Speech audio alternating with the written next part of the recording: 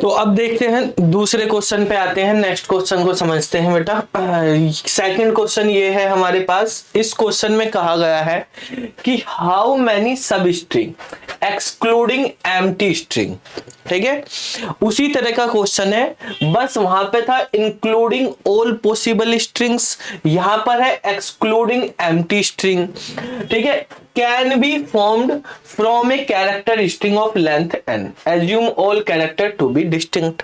ठीक है, मतलब केस वही है जैसे मान लिया हमारे पास W स्ट्रिंग है एक कोई, और वो ABCD है।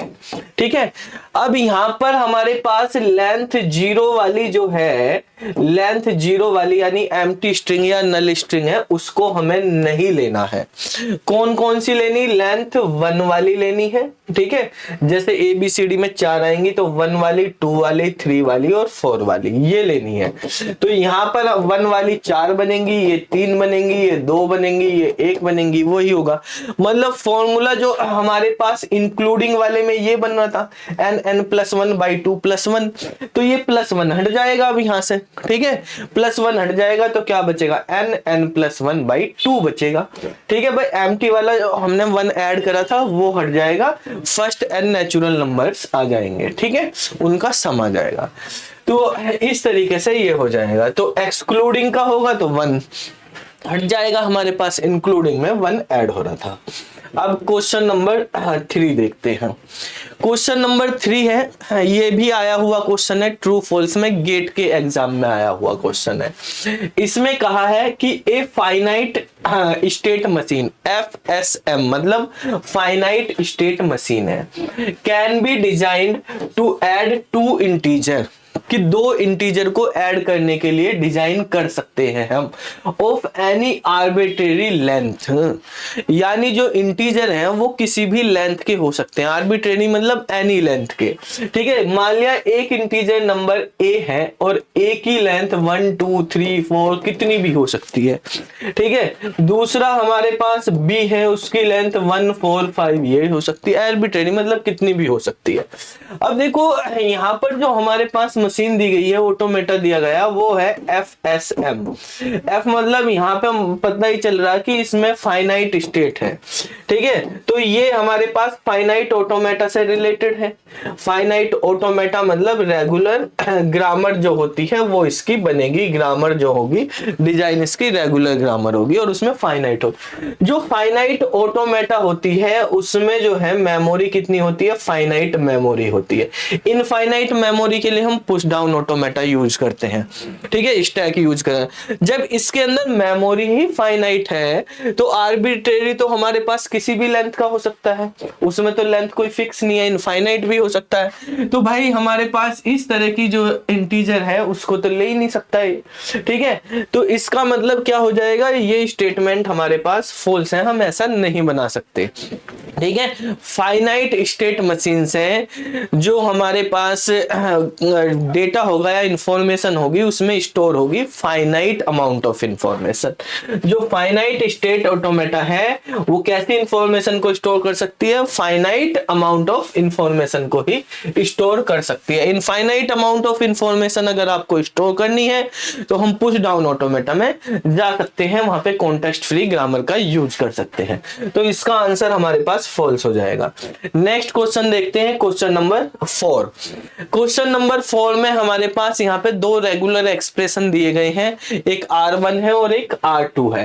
तो R1 एंड R2 भी रेगुलर सेट्स, रेगुलर सेट्स हैं ये हमारे पास। ठीक है, define over the alphabets then. ठीक है, कोई भी अल्फाबेट पे किसी पे भी डिफाइन है, मान लिया वो अल्फाबेट A हो सकता है, B हो सकता है, कुछ भी। मान लिया हमारे पास एक रेगुलर एक्सप्रेशन है R1, ठीक है, और एक दिया हुआ है इसमें R2। तो इसने कहा अगर इनका इंटरसेक्शन करेंगे तो वो हमारे पास रेगुलर आएगा, मतलब इंटरसेक्शन रेगुलर होगा। अब देखो मान लिया हमारे पास R1 जो रेगुलर एक्सप्रेशन है, ठीक है, उस वो रेगुलर एक्सप्रेशन हमने मान लिया इस तरह का A स्टार, ठीक है, ये हमारे पास है। तो इसका मतलब क्या हो गया हमारे पास, ये हमें समझना। और एक R2 है, मान लिया R2 हमारे पास A ए स्टार है, इस तरह का है। ठीक है, तो अगर हम यहाँ पे देखेंगे भाई, हमारे पास आपने वैसे भी पढ़ा होगा, अगर दो रेगुलर सेट होते हैं तो रेगुलर सेट का यूनियन, इंटरसेक्शन, कॉम्प्लीमेंट, ठीक है, या हमारे पास उनका हम करते हैं नी स्टार करते हैं, कॉनकैटेनेशन करते हैं, वो सब रेगुलर ही आते हैं। ठीक है, यहाँ पे कह रहा नोट रेगुलर, यहाँ पे भी कह रहा नोट रेगुलर, यहाँ पे भी कह रहा नोट रेगुलर। तो ये स्टेटमेंट अगर आपको इनकी डायरेक्ट पता ही है, ठीक है, स्टेट में इनकी प्रॉपर्टीज, रेगुलर जो सेट होते हैं उनकी प्रॉपर्टी पता है कि रेगुलर सेट, दो रेगुलर सेट का यूनियन भी रेगुलर, इंटरसेक्शन भी रेगुलर, कॉम्प्लीमेंट भी रेगुलर, नी स्टार भी रेगुलर, ठीक है, कॉनकैटेनेशन भी रेगुलर होता है। ठीक है, तो आप जो है ये कर सकते हैं, यहाँ पे दिया हुआ है ये कॉम्प्लीमेंट ही दे रखा, ठीक है, पूरे सेट में से R2 को घटा दिया, ये रेगुलर है, तो स्टेटमेंट यही वाला हमारे पास सही होना है। ठीक है, सी वाला वैसे भी आप देख सकते हो, मान लिया हमारे पास ये है, इसका अगर हम सेट बनाएंगे R1 का, तो R1 हमारे पास क्या बनेगा भाई, ए और ए स्टार कितना भी हो सकता है, मतलब एक सिंगल ए हो सकता है, ट्रिपल ए हो सकता है, ठीक है, ओड टाइम ए हो सकता है, इस तरह 5 बार हो सकता है, ये बन सकता है।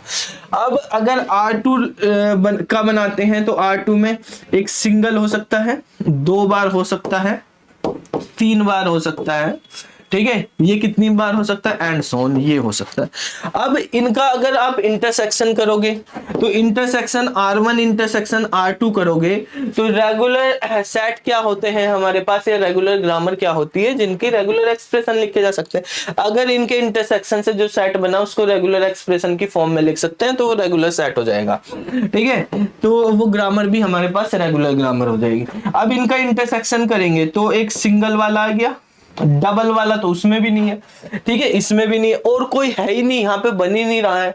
ठीक है, क्योंकि इसमें दो तीन वाले बन जाएंगे। ठीक है, 2 वाला तो इसमें है, उसमें नहीं है, तो 3 वाला बन जाएगा। ठीक है, इसमें भाई 4 वाला आएगा, इसमें 4 वाला नहीं होगा, इसमें 5 होगा, इसमें 5 होगा। ठीक है, तो 5 वाला बन जाएगा, मतलब इस तरह से बनते चले जाएंगे। तो इसको अगर आप देखोगे तो यहाँ पर हम देख सकते हैं, मतलब जो R1 है वही बन गया, मतलब इस इंटरसेक्शन को भी हम ए का होल स्टार ऐसे लिख सकते हैं, मतलब ये भी रेगुलर। अगर इसी का ही हमें निकालना होगा, यूनियन निकालना, तो R1 और R2 का यूनियन अगर हम कर देते हैं तो यूनियन में क्या होगा, यूनियन में सारे ही आ जाएंगे, ए ट्रिपल ए, ठीक है, ये सब आ जाएंगे, मतलब इसके भी सारे और जो इसमें नहीं आए वो वाले। तो ये हमारे पास क्या हो जाएगा, ए स्टार हो जाएगा, ए स्टार लिख दो डायरेक्टली। ठीक है, ए स्टार लिखो या ए स्टार लिखो, एक ही बात है। ये हमारे पास रेगुलर हो गया, तो इसमें नोट रेगुलर कहा, ये गलत कहा। R1 स्टार कर रहे हैं, तो मतलब R1 है हमारे पास, उसका स्टार कर रहे हैं। ठीक है, तो नी स्टार करने पे क्या हो जाएगा हमारे पास, उसमें तो सारे के सारे ही आ जाएंगे भाई, वो तो रेगुलर एक्सप्रेशन होता ही है। ठीक है, अब ये अगर हम देखें यहाँ पे sigma star minus R2, sigma star मतलब वहां पर हमारे पास सिग्मा स्टार का मतलब सारी पॉसिबिलिटीज। ठीक है, यानी हमारे पास एप्सिलॉन भी होगा, single A, double A, triple ए, ठीक है, सारे होंगे यहाँ पे। अब इसमें से हमारे पास R2 घटाने, तो इसका मतलब क्या है, इसके वे सेट जो उसमें ना हो, तो इसमें सिंगल, डबल, ट्रिपल ये तो सब है, एप्सिलॉन नहीं है, एप्सिलॉन आ गया। एप्सिलॉन जो है हमारे पास ये अपने आप में क्या होता है, ये भी रेगुलर सेट हो जाएगा। ठीक है, तो भाई हमारे पास सारे के सारे यहाँ पे रेगुलर बन जाएंगे। तो इस तरीके से आप कर सकते हैं। ऐसे ही अगर R1 को घटाना चाहो, R1 भी तो रेगुलर होते हैं, मतलब कि कोई भी 2 रेगुलर सेट है, उनका यूनियन हो, इंटरसेक्शन हो, कॉन्कैटेनेशन हो, कॉम्प्लीमेंट हो, नी स्टार हो, सब क्या होते हैं, रेगुलर होते हैं। अब आते हैं नेक्स्ट क्वेश्चन को देखते हैं। यहाँ पर नेक्स्ट क्वेश्चन है हमारे पास। इस क्वेश्चन में कहा गया है which of the following regular expression identities are true. ठीक है। तो बेसिकली रेगुलर एक्सप्रेशन की कुछ आइडेंटिटीज होती हैं, ठीक है, वो आपने पढ़ी होंगी डायरेक्ट आइडेंटिटीज, कि भाई हम जैसे आर स्टार को लिख सकते हैं, क्या आर स्टार लिख सकते हैं, ठीक है, या हम इसको लिख सकते हैं आर स्टार आर लिख सकते हैं। इस तरह की आइडेंटिटी जो होती है वे है, उनसे रिलेटेड ही आपको ये देखना है कि इनमें से कौन सा सही है, ठीक है। तो सबसे पहले यहां पे हम देख लेते हैं a प्लस बी का होल स्टार आ रहा। a प्लस बी का होल स्टार का मतलब क्या है? a प्लस बी के होल स्टार का मतलब ये है a और b का कॉम्बिनेशन से जितनी भी स्ट्रिंग बन सकती है वो सारी सब पॉसिबल हो सकती है। प्लस आ रहा है क्योंकि यहाँ पे यूनियन के अकॉर्डिंग, तो यहाँ पर हमारे पास एप्सिलॉन हो सकता है, हम a और b में से कुछ भी ना ले। हम ऐसे कर सकते हैं a को ले लें, ठीक है, हम ऐसे कर सकते हैं a को ना ले b को ले लें, ठीक है। इस तरीके से भी किया जा सकता है हमारे पास यहाँ पे कि हमने a और b दोनों ले लिए हैं, ठीक है, तो a b हो गया, हमने b और a ले लिया है, डबल a कर लिया, डबल बी कर लिया, मतलब ए और बी के जितने भी पॉसिबल सॉल्यूशन हो सकते हैं, कॉम्बिनेशन हो सकते हैं, वो सब आ जाएंगे ए प्लस बी के होल स्टार के अंदर, ठीक है। अब देखते हैं इसका मतलब क्या है, इसका मतलब समझते हैं। तो देखो अगर ये है, इसमें हमारे पास क्या आ रहा है, पहले इसको ध्यान से समझ लो। इसमें एक तो हमारे पास एप्सिलॉन है, यानी नल स्ट्रिंग होगी, एम्प्टी स्ट्रिंग। दूसरा हमारे पास ए और बी हो गया, ठीक है, ए हो गया बी हो गया। फिर हमारे पास कोई भी combination A followed by B, यानी ए के बाद बी कितनी भी बार आ सकता है, या ए भी आ सकता है, और ऐसे भी हो सकता है बी फॉलोड बाई ए, ठीक है, मतलब कैसे भी ए बी भी हो सकता है, बी ए भी हो सकता है। लेकिन यहां पर देखो ए स्टार बी स्टार है, ठीक है, इसका मतलब क्या है, ए की कोई भी कॉम्बिनेशन, मतलब हम ए और बी किसी को भी नहीं लेते, एप्सिलॉन हो गया, ठीक है। हमने ए ले लिया, ठीक है, हमने बी ले लिया, ठीक है, हमने ए और बी दोनों ले लिए, हमने 2 बार ए ले लिया, हमने 2 बार बी ले लिया, हमने दोनों 2 बार ले लिए, ए ए बी बी, हमने 2 बार ए 1 बार बी ले लिया, 1 बार ए 2 बार बी ले लिया। इस तरह के बन सकते। क्या इसमें बी ए बन सकता है? मल्टीप्लीकेशन है यहाँ पे, यानी इनटू है, साथ में लिखे हुए, यहाँ पे प्लस था, तो ये ऑर्डर यानी A B does not equal to B A, ये आपको बताया हुआ है कि A B does not equal to B A नहीं होता है, ठीक है। तो इसका मतलब इसमें बी फॉलोड बाई ए वाली कंडीशन नहीं आएगी, ठीक है, बी ए वाला नहीं आएगा, यानी बी के बाद ए नहीं आएंगे, ए के बाद ही बी आएंगे। तो इसका मतलब ये वाला जो स्टेटमेंट है और ये वाला स्टेटमेंट है, दोनों एक्सप्रेशन सेम नहीं है, सेम नहीं है, तो ये हमारे पास गलत हो गया। अब ए प्लस बी का ही देख लेते हैं, इस वाले पे भी देख लेते हैं। ए प्लस बी का होल स्टार है, यहाँ पे ए स्टार प्लस बी स्टार है, इनमें क्या है, यहाँ पे प्लस लगा दिया, यहाँ पे इनटू था, यहाँ पे प्लस था। इसका मतलब देख लेते हैं क्या बनेगी हमारे पास। तो देखो भाई हमारे पास यहाँ पे अगर हम देखें ए स्टार प्लस बी स्टार, ठीक है, तो ए स्टार क्या होता है। अब अगर देखें यहाँ पे आप देखोगे ए स्टार का मतलब क्या है, अगर 2 सेट हम ले लें और फिर उनका प्लस करके भी आप देख सकते हो कि ए स्टार का मतलब ए का कोई भी कॉम्बिनेशन, ठीक है, बी स्टार का मतलब बी का कोई भी कॉम्बिनेशन। तो ए का कॉम्बिनेशन अगर मैं ए स्टार ही लिखूं पहले, तो हमारे पास क्या होगा, epsilon A double A triple A and so on, और प्लस हमारे पास बी स्टार लिख दिया तो epsilon B double B triple B and सोन।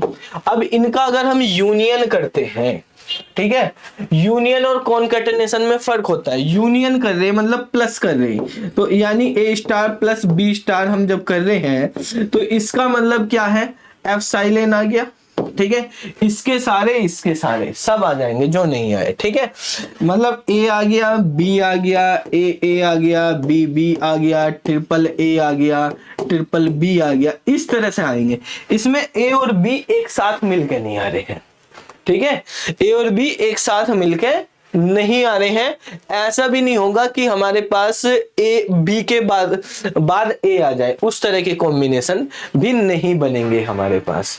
तो इस तरीके से हमारे पास यहाँ पे होगा, होल स्टार होता तो हमारे पास कॉम्बिनेशन बनते कि कैसा भी कॉम्बिनेशन हम ले सकते थे यहाँ पे, ठीक है। तो यहाँ पर हमारे पास अभी हमने देखा, इस वाले में देखा, ठीक है, इस वाले में ए पहले आ जाता है, बी बाद में आएगा, बी पहले नहीं आ सकता। तो इसमें तो ये हो गया, इसमें तो ए और बी के कॉम्बिनेशन ही नहीं बन रहे हैं, अलग ही रह गए वो हमारे पास। तो ये दोनों भी हमारे पास सेम नहीं है, ये भी सेम नहीं है, ये भी सेम नहीं है, बचा ये वाला।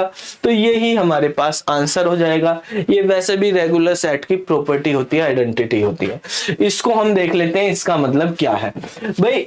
ये वाला तो आपको पता ही चल गया, ये क्या है, ए और बी का कोई भी कॉम्बिनेशन है। तो क्या ये भी ए और बी का कोई भी कॉम्बिनेशन जनरेट करेगा, वो समझ लेते हैं। यहां पर ए स्टार बी स्टार का होल स्टार है, ठीक है। तो ए स्टार बी स्टार का होल स्टार का मतलब क्या है कि एप्सिलॉन हो सकता है आपके पास, ठीक है।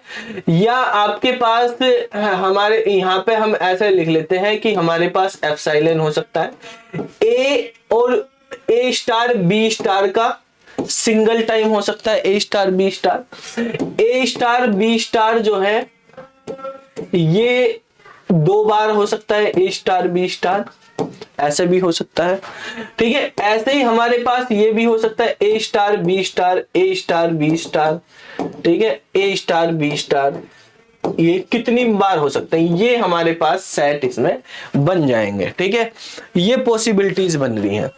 तो देखो, अगर यहाँ पे देखे एप्सिलॉन आ रहा है हमारे, ए कितने भी B, A followed by B combination बन रहे। बस इसमें हमें ये देखना क्या हमारे पास इस तरह का कोई बन रहा है जिसमें बी पहले आए और ए बाद में आए, वो भी बन जाएगा क्या, बी फॉलोड बाय ए, क्योंकि ए फॉलोड बाय बी तो बन ही रहा है। जैसे इसमें भी देखेंगे, यहाँ पे बन जाएगा, बाकी में बन जाएंगे। अब हमें वो देखना है कि हमारे पास क्या बी फॉलोड बाय ए बन सकता है। तो कोई से कोई ले लेते हैं, जैसे इस वाले को हमने यहाँ पे देख लिया कि अगर इसको खोलेंगे तो क्या स्ट्रिंग हमारे पास बनेंगी।